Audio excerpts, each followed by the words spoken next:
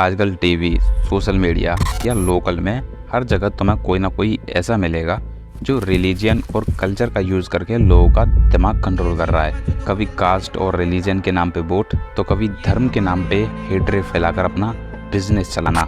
And तुम सोचते हो कि तुम अपनी मर्जी के मालिक हो और अपने डिसीजंस खुद लेते हो, लेकिन क्या पता तुम्हारे थॉट्स, तुम्हारा प्यार, तुम्हारा वोट सब कुछ किसी ने पहले से ही डिसाइड कर दिया हो, जिसका अंदाज़ा तुम्हें खुद भी नहीं होगा। क्योंकि तुम्हें किससे लव करना चाहिए और किससे शादी, कहीं ना कहीं ये पहले से ही डिसाइड कर दिया जाता है।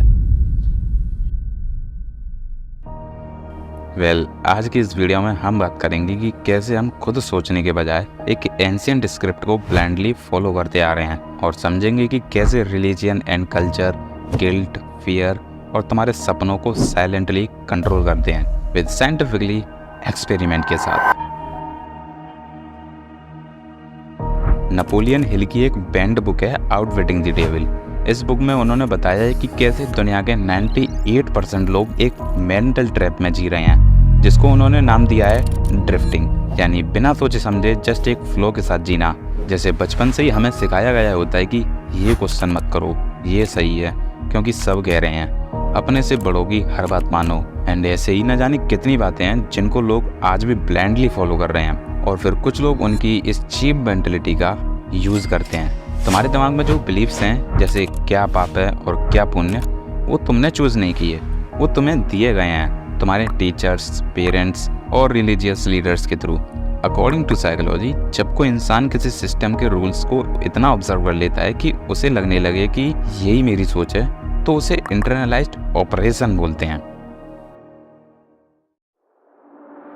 1963 में साइकोलॉजिस्ट स्टैनली मिलग्राम ने एक एक्सपेरिमेंट किया, जिसमें लोगों ने सिर्फ अथॉरिटी के कहने पर दूसरे इंसान को इलेक्ट्रिक शॉक्स दे दिए, सिर्फ इसलिए क्योंकि उन्हें बोला गया था इट्स नेसेसरी। सेम थिंग कभी कभी लोग रिलीजियन और कल्चर में भी करते हैं। तुमसे कहा जाता है अगर तुमने डाउट किया तो तुम्हें पनिशमेंट मिलेगी, अगर तुम एक गॉड को नहीं मानोगे तो वो तुम्हें नरक में डाल देंगे। और इन सिचुएशंस में हम लॉजिकली नहीं, फियर में रिएक्ट करते हैं। हम अपने थॉट्स के मास्टर नहीं होते, जिसकी वजह से हम उन्हीं थॉट्स और बातों को फॉलो करने लग जाते हैं। आज कन्फर्मिटी एक्सपेरिमेंट में लोगों ने ग्रुप के प्रेशर के चलते क्लियरली गलत आंसर दे दिए सारे के सारे, सिर्फ इसलिए क्योंकि सब वही कह रहे थे। अकॉर्डिंग टू हरारी, जो सेपियंस नेम की बुक के ऑथर भी हैं, उनका कहना है कि culture is a shared myth. लोग इसलिए बिलीव करते हैं क्योंकि सब कर रहे होते हैं। अगर तुम्हारे कल्चर में कहा गया है कि XYZ कास्ट या जेंडर कमज़ोर या बुरा है, तो तुम भी बिना सोचे समझे वैसा ही मान लेते हो। बेसिकली हम सब एक ही स्क्रिप्ट को फॉलो करने लग जाते हैं जिसे हमने खुद लिखा ही नहीं होता।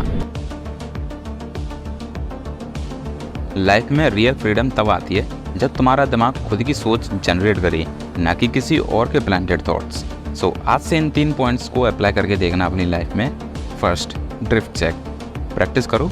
किसी भी बिलीफ को ब्लाइंडली फॉलो करने से पहले सोचो कि क्या ये सच में मेरा ही बिलीफ है या मुझे बस सिखाया गया है, और क्या इस बिलीफ से मेरी लाइफ में कुछ अच्छा इम्पैक्ट पड़ रहा है। अगर इम्पैक्ट अच्छा पड़ रहा है तो तुम्हें ज़रूर फॉलो करना चाहिए। Second, fear versus facts analysis करो।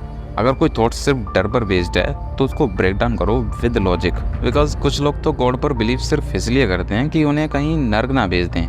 एंड लास्ट, न्यू एनवायरनमेंट में जाओ। जब तुम अलग अलग कल्चर्स और लोगों से मिलोगे तो तुम्हारा पर्सपेक्टिव एंड थिंकिंग प्रोसेस भी काफ़ी इंप्रूव होगा, और तुम एक मैच्योर पर्सन भी बन जाओगे। जितनी तुम डिफरेंट पर्सपेक्टिव सुनोगे उतना ही तुम्हारा माइंड एक्सपेंड होगा।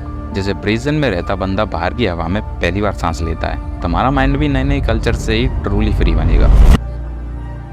वेल गाइस, अगर तुमने ये वीडियो यहाँ तक देख लिया है देन कंग्रेचुलेशंस, क्योंकि तुम उन कुछ लोगों में से हो जो सच जानने के लिए रेडी रहते हैं और अपने आप को इम्प्रूव करते रहते हैं। So thanks for watching the video guys. मिलते हैं नेक्स्ट वीडियो में। सही उतारा।